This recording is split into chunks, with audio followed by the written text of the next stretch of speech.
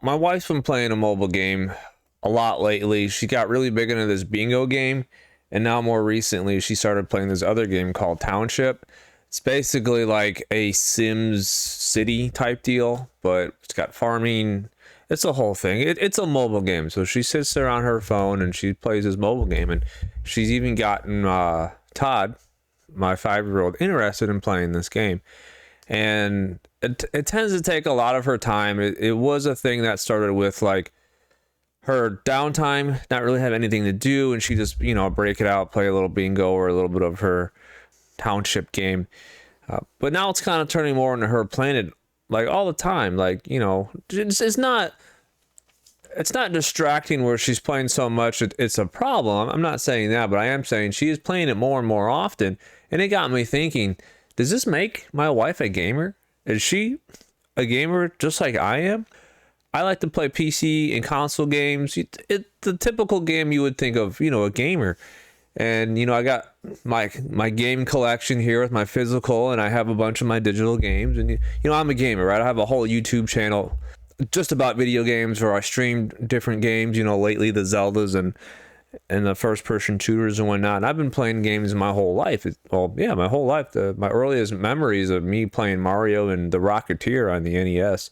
But it got me thinking, does this make my wife a gamer? I kind of want to explore this idea, kind of see where it goes. So let's want to sit back here and just talk about it. I think it's pretty neat and interesting topic. So some of the things I do kind of want to talk about is the mobile game aspect, right? So I kind of look at it as more of a predatory thing. Like, I used to see a lot of microtransactions and loot boxes and stuff, and the way mobile games are set up and displayed, there's this whole thing right now going on about fake games to get you to click on it, and I don't really understand it. Like, every other ad I get on YouTube is about these fake games, and if you just search mobile game ads, half the things that are going to pop up are not even the ads. It's going to be people talking about these fake game ads, and I don't really understand what they're trying to do, trying to get you to click on it to play something that's not even the same game as what you're looking at. So I don't understand what they're trying to get to, and I haven't really gone down that rabbit hole.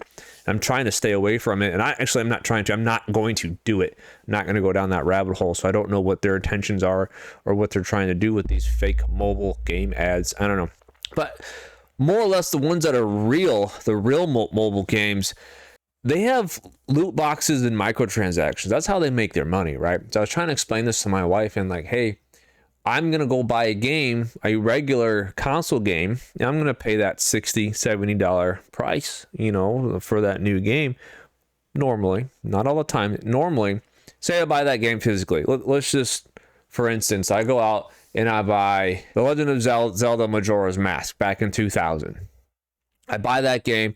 I buy it on my cartridge. I get the gold card with the holographic front, so I get to look at that all the time. I have a physical game that unless the game gets destroyed, physically gets destroyed, I have that game forever. That is my copy, mine. Hers, a mobile game, might not have that forever. There is, as far as I understand, and I could be wrong, please tell me if I'm wrong, mobile games are all digital games. You can't get a physical mobile game. I could be wrong, like I'm saying. I truly don't know. But I haven't seen any physical mobile games. I don't even know how that would work. But, maybe there are some out there. But my point is, most of those mobile games are free, and so they have to get you to buy microtransactions. So the way they do that is they make you grind, or they put up walls so you can't move forward, or you can't advance, or you don't have the best items, so you have to go spend 50 cents or $1 here and there. And my wife's like trying to explain, she didn't understand what's the difference between you buying a $60 game and me just spending a couple dollars on this game. I told her, look, if it makes you happy and you're having fun, that's all that matters about the game. However, a 50 cents here, $1 here is going to add up. If you play that game over time and you spend $1 a week, or $2, $3, $4, $5 a week, that's going to add up quickly. And these live service games and these mobile games make a crap ton of money off of you and doing these mobile transactions in these loot boxes, and they're trying to make you feel better by making that little purchase, so next time you'll make even more purchases. And I know not everybody falls into that, and that though a lot of people will not pay any money for those mobile those mobile games and the microtransactions, but a lot of people will. A lot of people will fall into this, and that's why these games are so successful, and they keep pumping them out. Is people pay for it? Like there's so many of these games. I noticed even one of my favorite bands of all time, Iron Maiden, has a mobile game. It's like a little RPG thing. I really didn't get into it, but I saw Iron Maiden has a mobile game. Let me download it, and I downloaded it real quick, and you know, it was cool that Iron Maiden has a game, but it just wasn't my type of game, so it didn't stay on my phone for more than a day. And I don't even play mobile games. I literally have no games on my phone. It's just not what I like, where I like to spend my time. If I have any downtime, I'm going to get on YouTube or my Discord, or what else do I look at? Stocks, because I'm an old man, old potato.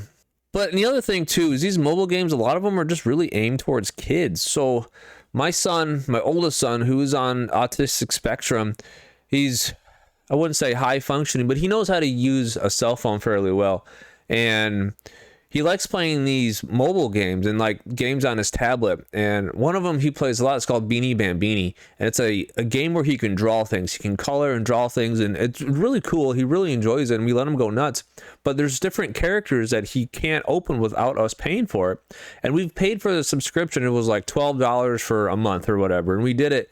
And then he painted all those things. The next thing we know, he's got another app asking us to pay for it again. He constantly brings us the phone. He said he goes, help, and he shows us the phone, and then he's got the phone to a point where it's trying to get him to pay for the next level or the next drawing. Even though we just paid $12 for this last app, there's another app. So like we would do farm animals, right? He had all the farm animals you can think of.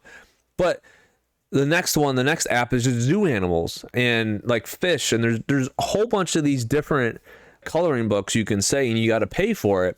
And even though we go and we buy one, they want you to pay for more. So it's, again, predatory.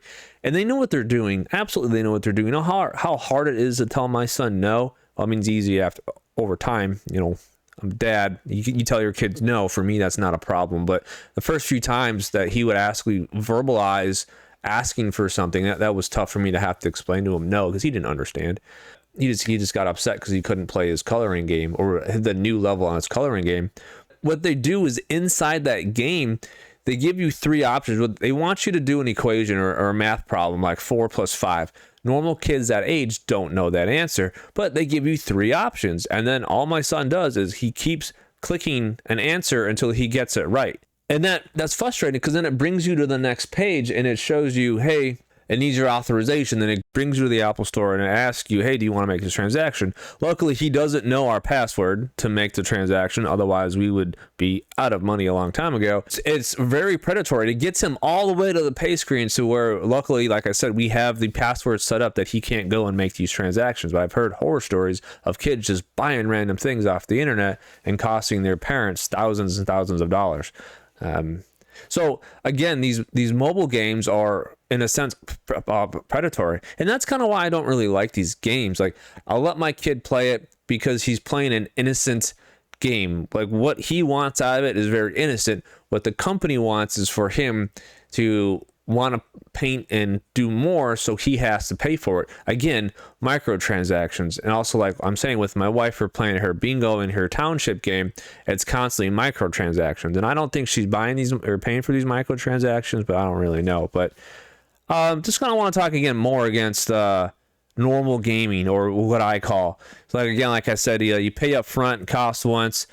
Now there is DLC, right? So you can go in and buy a DLC. So if we're talking a DLC, the first DLC I ever remember purchasing was Call of Duty 4 Modern Warfare, and they had the map pack came out. You got a couple different maps with it, and I did purchase it because I thought it was pretty cool, and I put so much time into that game. And now I can't play those anymore because, you know, that game has been overran with bots, and, you know, they made a remaster of it. That was one of the only times you would have a DLC back in the day. Was that. Now I don't really buy DLCs anymore unless I buy like the director's cut, or if I buy a game later on and it comes with it, like Ghost of Tsushima, I bought the director's edition or director's cut, and the DLC came with that, or the definitive edition of a game. Sometimes I will wait until later in the game's life, and I will purchase the definitive edition. Well, I have everything, and once again, for me, it'll be upfront cost of whatever the price of that game is, and I will get all the DLC with it. And the other thing too is I feel a lot of the effort that's put into these games from the developers is lacking.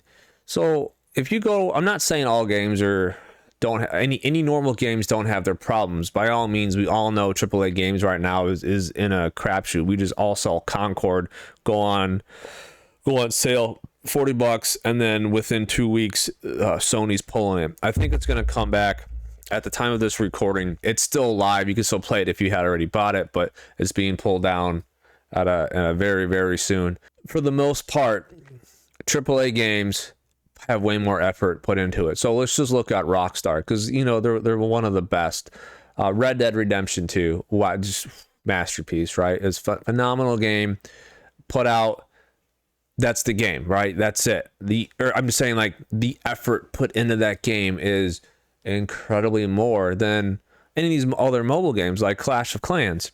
That game, I've never played it before, but it doesn't look like they put as much effort in the Clash of Clans as they put into Red Dead Redemption. Now, I don't know what the profit margins are and how well Clash of Clans did versus Red Dead Redemption 2, but I can't imagine they had anywhere near the amount of developers on Clash of Clans as what they had, what Rockstar had in for Red Dead Redemption 2. Those are just kind of my thoughts here on mobile games and people playing mobile games. Like, if you like mobile games, by all means, go for it, enjoy it.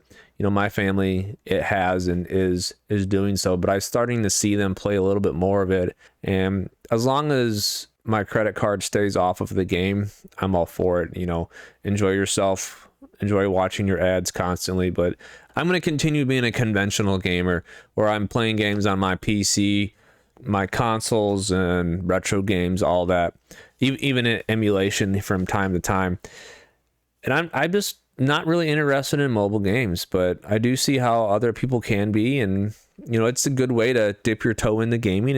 So going back to my original question, are mobile gamers actual gamers, as in the same as a conventional gamer is? And I think yes. The answer for me is yes, because a mobile gamer is given a task or a mission or a problem to solve just the same as a conventional gamer is. You're given a problem and you have to go from A to B to solve the problem, or anyway in between.